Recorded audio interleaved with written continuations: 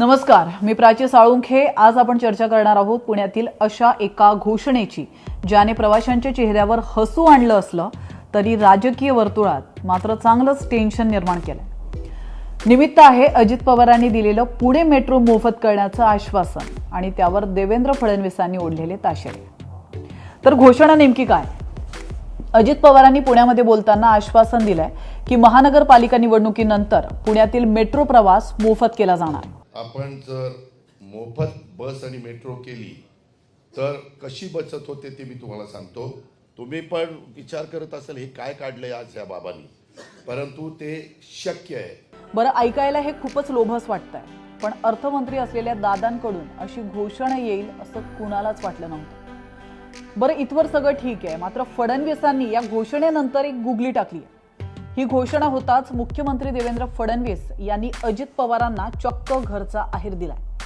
फडणवीस म्हणाले, अनाउन्स करायला आमच्या बापाचं काय जातंय। ऐका। पुण्यातनं उडणारी जेवढी विमानं आहेत त्या विमानांमध्ये महिलांना तिकीट माफ केलं पाहिजे। अनाउन्स करायला काय लागतं? आपल्या बापाचं काय जातं अनाउन्स करायला? आता प्रश्न उरतो की हे आश्वासन की निवडणुकीचं गाजर, याचं आर्थिक गणित आपण समजून घेऊयात। बघा, पुणे मेट्रो आता कुठे आर्थिकदृष्ट्या फायद्यात येते?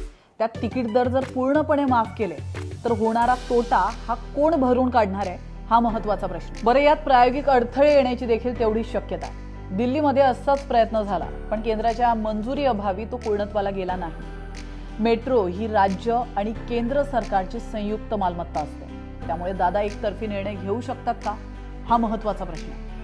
मित्रांनो, निवडणुका जवळ आल्या की मोफतच्या योजनांचा आणि घोषणांचा भरभरून पाऊस पडतो।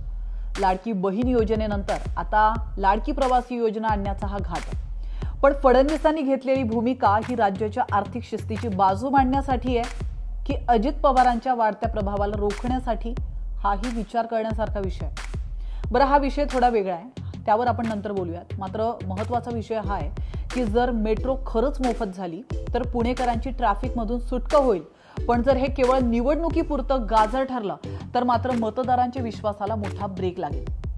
तुम्हाला काय वाटतं?